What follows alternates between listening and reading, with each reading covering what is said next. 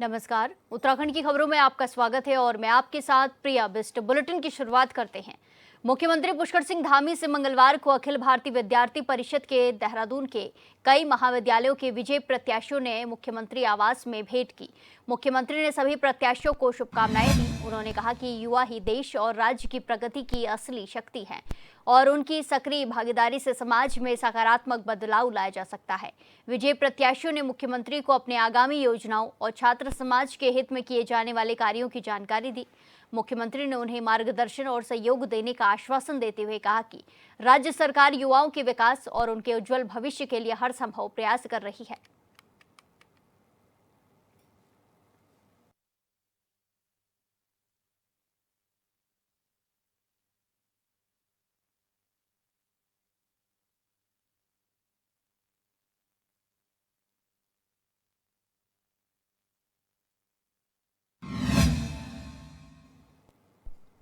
इसी के साथ खबरों में आगे बढ़ते हैं। पूर्व मुख्यमंत्री त्रिवेंद्र सिंह रावत ने विपक्ष के सवालों का जवाब देते हुए कहा कि सरकार किसी भी मामले की जांच के लिए सीबीआई को भेजती है, लेकिन सीबीआई बाध्य नहीं होती कि तुरंत कार्रवाई करे।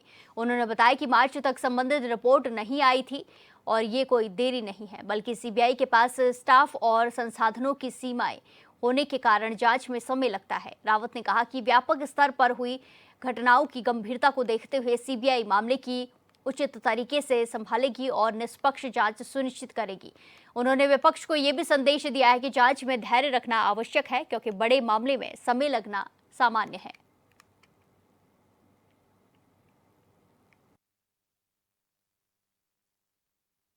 सीबीआई जांच की संस्तुति दी थी, इस पर विपक्ष ने सवाल खड़े किए थे कि सीबीआई जांच आपने दी थी, लेकिन उसकी रिपोर्ट आज तक नहीं आई। तो क्या लगता है कि इसमें समय रहते हैं? देखिए, मैं बताऊं आपको, सरकार सीबीआई को कोई जांच के लिए भेजती है तो सीबीआई उसके लिए बाध्य नहीं है।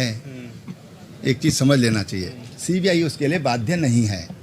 सामान्यतः सीबीआई मान लेती है लेकिन बाध्य नहीं है। सीबीआई को लगता है कि ये केस उनके लायक है, क्योंकि सीबीआई के पास एक लिमिटेड जांच की सीमा है। उनकी उन पे जो स्टाफ है, जो अधिकारी कर्मचारी हैं, वो एक लिमिटेड हैं और इस तरह की संभावनाएं थोड़ा बहुत रहती हैं। लेकिन मुझे लगता है कि जितना बड़ा ये मूवमेंट हुआ है, जितना बड़ा इसकी व्यापकता है, तो सीबीआई इसको टेक ओवर कर लेगी और दूध का दूध और पानी का पानी हो जाएगा। कैबिनेट मंत्री गणेश जोशी ने कंडोली चिड़ोवाली पार्क में सेवा पखवाड़े में अंतर्गत श्री देव सुमन नगर मंडल की ओर से आयोजित स्वच्छता अभियान कार्यक्रम में प्रतिभाग किया। इस अवसर पर कैबिनेट मंत्री गणेश जोशी ने अभियान के तहत झाड़ू लगाकर स्वच्छता का संदेश दिया। उन्होंने कहा कि बीते 11 सालों में प्रधानमंत्री नरेंद्र मोदी ने कई ऐतिहासिक कार्य किए हैं। स्वच्छ भारत अभियान, उज्ज्वला योजना, आयुष्मान भारत जैसी योजनाओं ने सीधे तौर पर जनता के जीवन को प्रभावित किया है। मंत्री जोशी ने कहा कि सेवा पखवाड़ा प्रधानमंत्री की जन कल्याणकारी नीतियों को जनता तक पहुंचाने और सेवा की भावना को जन जन में जागृत करने का एक सशक्त माध्यम है।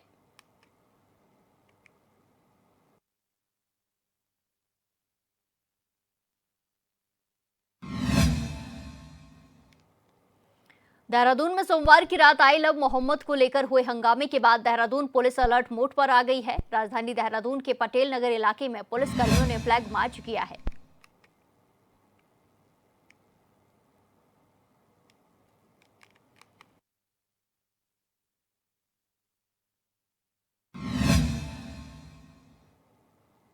इसी के साथ खबरों में आगे बढ़ते हैं। बीजेपी विधायक शक्तिलाल शाह ने एचएनएन संवाददाता से खास बातचीत में कहा कि आपदा के बाद लगातार आकलन कर शासन प्रशासन द्वारा राहत और पुनर्वास कार्य किए जा रहे हैं। उन्होंने स्वदेशी अपनाने की अपील करते हुए कहा कि इससे स्थानीय बाजारों की आय बढ़ती है और किसानों, स्थानीय लोगों को सीधा लाभ मिलता है। शाह ने बताया कि उनके क्षेत्र में लोग लोकल स्तर पर जुड़ रहे हैं। वहीं जीएसटी पर उन्होंने कहा कि इस व्यापक प्रचार होना चाहिए।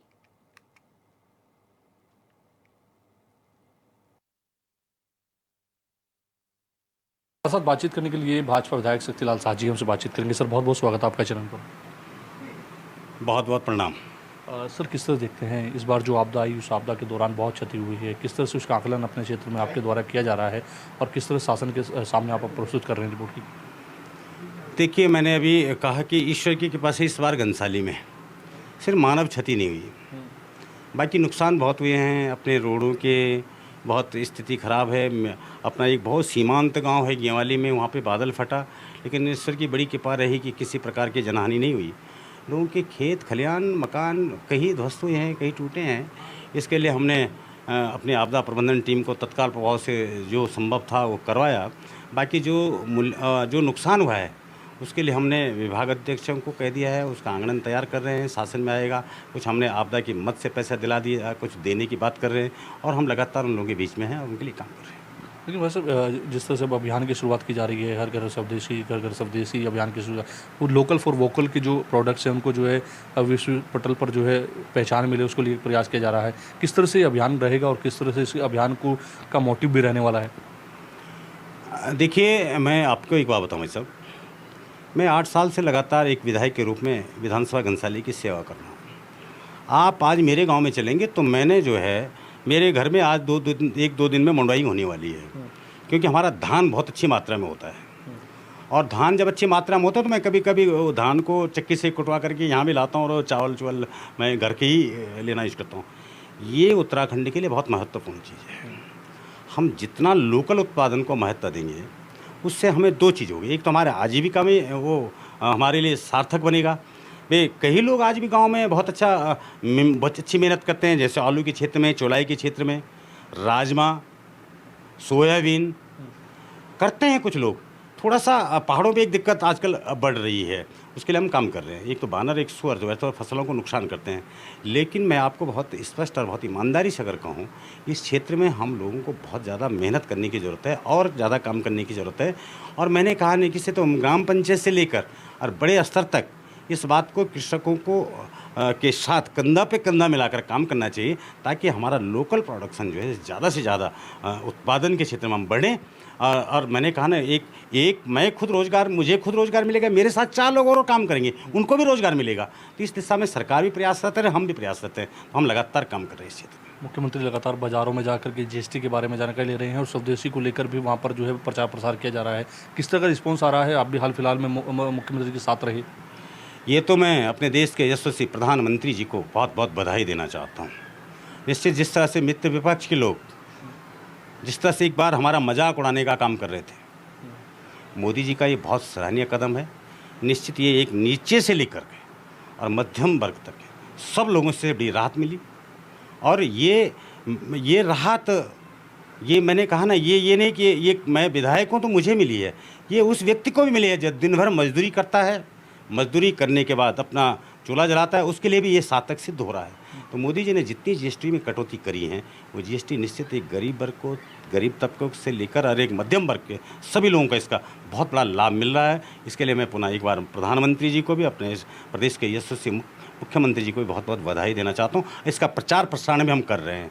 हम लगातार जनता के बीच में जा रहे हैं कि हमने लिया था, लेकिन हमने जनता को छूट भी दे दी है। और आजकल लोग बड़े खुश हैं इस बात से, क्योंकि आवश्यक चीज़ों पे जीरो किया है। कुछ चीज़ें तो ऐसी जो निरंतर यूजलेस चीज़ें हैं, जिन्हें निरंतर बहुत ज़्यादा ज़रूरत पड़ती है, उस पर तो एकदम जीरो भी कराया है मोदी जी ने। इसके लिए मैं मोदी जी का भी धन्यवाद करता हूँ। और निश्चित इसका लाभ हर वर्ग को मिल रहा है। इसके लिए मेरी सब लोगों को बहुत बहुत शुभकामनाएं हैं। धन्यवाद अपना समय देने के लिए। तो आप सुन रहे थे भाजपा विधायक शक्तिलाल साजी को, जिन्होंने तमाम विषयों पर अपनी राय रखी है। कैमरा पर्सन रिजबर्ट के साथ इसी के साथ खबरों में आगे बढ़ते हैं। उधम सिंह नगर के जसपुर में धान खरीद को लेकर उप जिलाधिकारी ने क्षेत्र के सभी राइस मिलरों और किसानों के साथ बैठक की है। इस दौरान उन्होंने दोनों पक्षों की समस्याओं को सुना और सभी को धान खरीद को लेकर आपसी सामंजस्य बनाए रखने के निर्देश दिए हैं।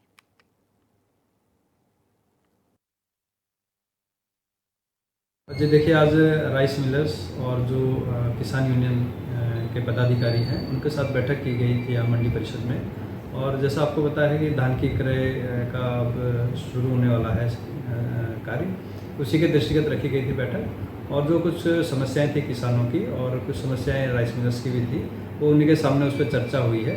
और इस बार के लिए पूरा प्रयास रहेगा कि जो प्रक्रिया है वो निर्विघ्न संपन्न हो और किसी प्रकार की समस्याएं ना हो। इस संबंध में दोनों पक्षों के साथ जो है वार्ता की गई। अब मेरे पास नहीं आया है कितने सेंटर बढ़े हैं। सेंटर बढ़ाने के लिए यहाँ से भेजा भी गया था प्रस्ताव, तो जैसे संख्या आ जाएगी तो उसके बाद ही मैं बता पाऊँगा। महोदय ने आज हम लोगों को कॉल कर रखा था मंडी समिति के ऑफिस में, और उसमें हमारे किसान भाई भी आए थे।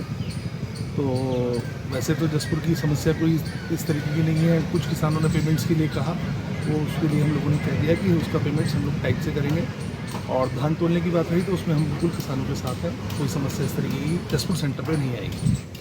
हाँ, इस बार एसडीएम महोदय ने कहा है कि जो मंडी में 2 कांटे स्थित हैं उसको दोनों को वो सुचारू रूप से चालू कराएंगे, और जो माननीय मुख्यमंत्री द्वारा 15 सेंटर जसपुर में और बढ़ाए गए।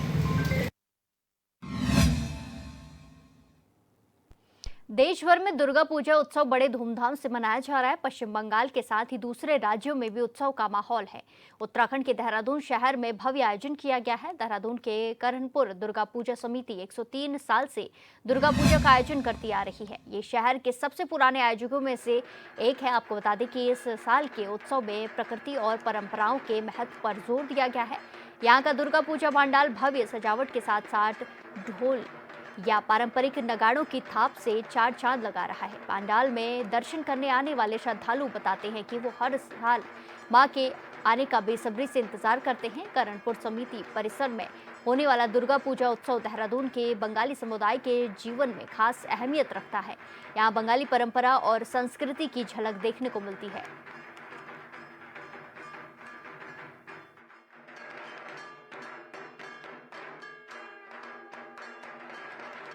ये आप लोग जो पंडाल देख रहे हैं ये है करनपुर दुर्गा पूजा समिति करनपुर जिसे हम लोग बोलते हैं, और ये 1922 से स्टार्ट हुआ था। इस साल हम लोग 103 साल मतलब 103rd ईयर हम लोग सेलिब्रेट कर रहे हैं। तो अब जो है माँ तो अब की बार गज में आई हैं, तो माँ का आना जो है वो बहुत महत्वपूर्ण होता है कि परिप्रेक्ष्य की प्रकृति के परिप्रेक्ष्य में कि माँ किस में आ रही हैं और किस में जा रही हैं। तो पालकी में माँ का गमन है, मतलब जाएंगी माँ उसे, और आई है माँ गज में। दुर्गा पूजा बंगालीज के लिए सबसे बड़ी त्यौहार है और सारा साल we wait for this occasion. खूब मस्ती करते हैं, घूमते हैं, और सबसे बढ़िया चीज़ अच्छे अच्छे ड्रेस पहन के बस यही चलता है हम लोगों का 5 डेज का festival, and we are enjoying it. और ये करनपुर जो है सबसे पुराना प्रतिष्ठान है ये देहरादून का। सो हम लोग बचपन में भी यहाँ आते थे, बचपन से बहुत ही छोटे थे इनके साइज के, तब से हम यहाँ आ रहे हैं, और अभी हमारे ग्रैंड चिल्ड्रन भी हो गए। So we are enjoying. यहाँ पे विशेषता यहाँ की ये है कि ये एक पारिवारिक उत्सव है। यहाँ पे हर कोई अपना परिवार समझ के आता है, और लोग यहाँ पर आने के लिए इंतज़ार करते हैं। हम यहाँ माँ का इंतज़ार करते हैं 365 दिन के बाद जब आते हैं, तो हमें बहुत अच्छा लगता है। और क्योंकि ये हमारी एक देहरादून की सबसे पुरानी संस्था है, it's a kind of heritage आप बोल सकते हैं, तो यहाँ की एक गरिमा ही अलग है। अब वक्त एक छोटे से ब्रेक का, फिर लौटेंगे कुछ खबरों के साथ। बने रहिए हमारे साथ।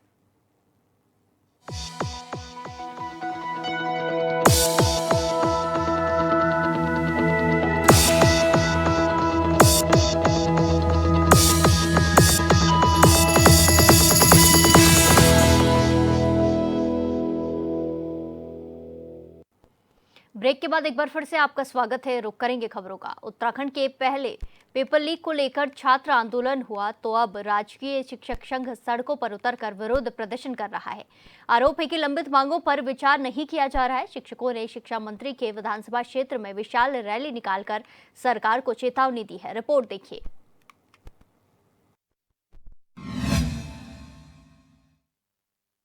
शिक्षा मंत्री होश में आओ, होश में आओ, होश में आओ।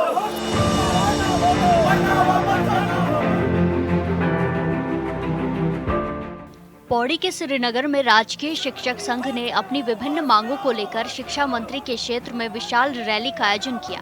प्रांतीय नेतृत्व के आह्वान पर बड़ी संख्या में श्रीनगर पहुंचे शिक्षकों ने जोरदार प्रदर्शन किया और सरकार के खिलाफ नारेबाजी की।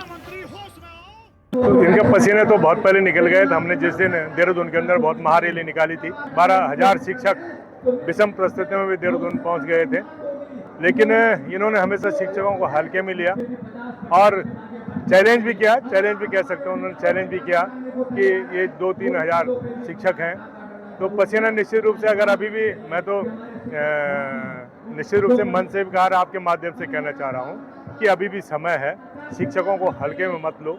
इनका जो पसीना है, जो खून से ये पत्र लिख रहे हैं, कहीं ना ऐसा न हो कि बहुत बड़ा विस्फोट उत्तराखंड की राजनीति में हो। तो मैं तो अभी भी आपके चैनल के माध्यम से कह रहा, अभी भी सुधर जाइए।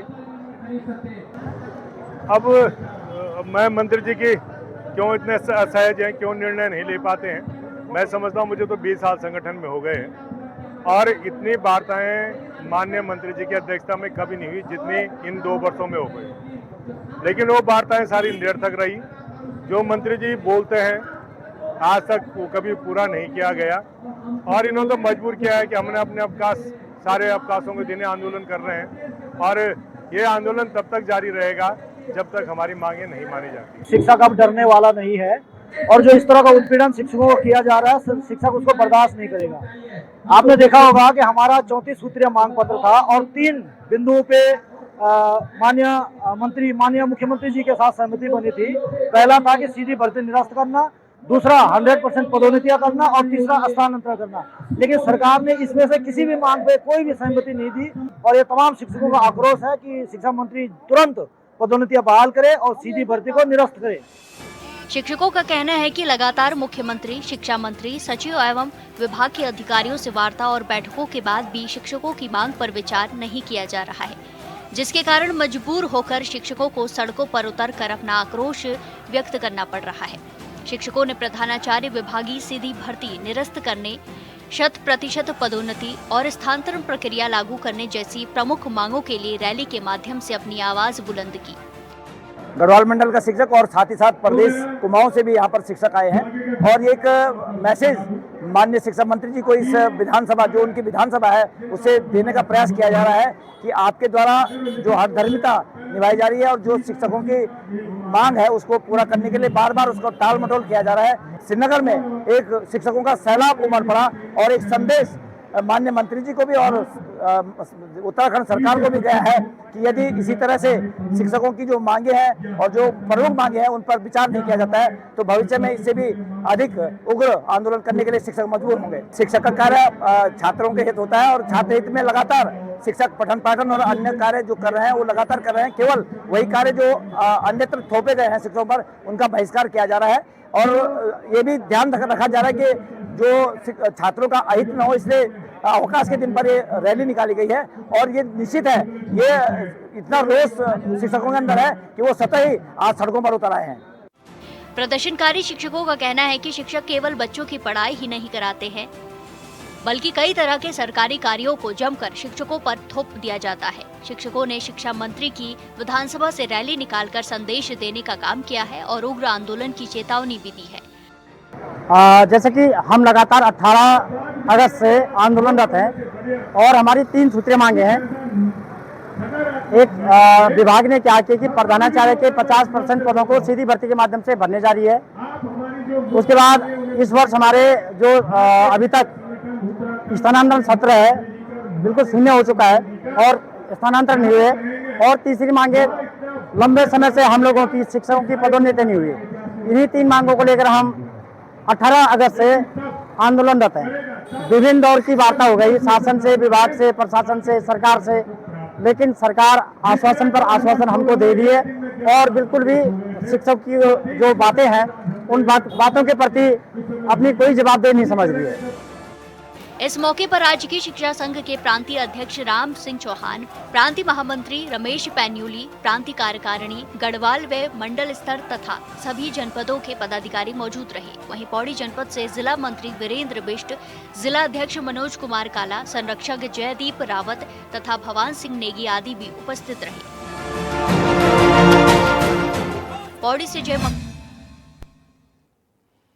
इसी के साथ खबरों में आगे बढ़ते हैं। बरसात के मौसम में तरह तरह की बीमारियों की भरमार है और इन दिनों वायरल और खून की कमी और वायरल जैसी बीमारियां बढ़ रही हैं। उधम सिंह नगर के सामुदायिक स्वास्थ्य केंद्र जसपुर में इन दिनों मरीजों का तांता लगा हुआ है और वायरल फीवर और मौसम के बदलाव के कारण मरीजों की भरमार है। वहीं क्षेत्र के एक निजी हॉस्पिटल में 2 मरीजों में डेंगू की संभावना है। सामुदायिक स्वास्थ्य केंद्र प्रभारी धीरेन्द्र मोहन गहलोत ने बताया कि क्षेत्र के निजी अस्पताल में 2 डेंगू के मरीज भर्ती हुए हैं, जिनमें से एक जसपुर का है और दूसरा यूपी का रहने वाला है। दोनों के सैंपल जांच के लिए भेज दिए गए हैं। कल शाम को 2 डेंगू के मरीज की सूचना आई है कि वो एक प्राइवेट हॉस्पिटल में 2 मरीज भर्ती हुए हैं। एक जसपुर का रहने वाला है और एक यूपी के रहने वाले हैं। दोनों के सैंपल आज दिलवाए गए हैं। जैसे ही जांच होके आ जाएगी तो तब क्लियर हो जाएगा कि वो डेंगू है कि या नहीं। फिलहाल लेकिन संभावित मरीज हैं डेंगू के, तो उसमें हमने नगर पालिका ये लिख दिया है कि उस एरिया में कीटनाशक दवाओं का छिड़काव किया जाए। साथ ही अपनी जो आशाएं हैं उनके लिए डोर टू डोर सर्वे के लिए लिखा गया है कि जितने भी सोर्स रिडक्शन है उसका कार्य भली भांति उस क्षेत्र में पूरा किया जाए। क्योंकि इस बार बरसात का मौसम काफी दिन तक चल रहा है और अभी भी जारी है, तो क्या हुआ है कि स्टोरेज जो पानी का है वो बढ़ रहा है जगह जगह पर, तो उसमें मच्छरों के पनपने की संभावना काफी बढ़ जाती है। तो जनता से हम यही अपील करेंगे, इस समय पे अपने आसपास जितने भी कहीं भी पानी स्टोर हो रहा है उसको खाली कर दें। जो भी कूलर है या और भी छोटे छोटे टायर हैं या गमले हैं जहाँ पानी है उनका सोर्स रिडक्शन करें। साथ ही बच्चों और बड़े दोनों वो फुल बाजू के कपड़े पहन कर रहें, खासकर दिन के समय पर। नरेंद्र नगर स्थित तहसील सभागार में पोषण भी पढ़ाई भी कार्यक्रम के तहत आंगनबाड़ी कार्यकर्ताओं की 3 दिवसीय कार्यशाला का आयोजन किया गया है। इस मौके पर जिला कार्यक्रम अधिकारी संजय गौरव ने आंगनबाड़ी कार्यकर्ताओं को प्रशिक्षण का उद्देश्य देते हुए कहा कि आज के बच्चे कल के देश के भविष्य हैं, लिहाजा हमारा कर्तव्य बच्चों के बेहतर भविष्य निर्माण में अहम भूमिका रखता है।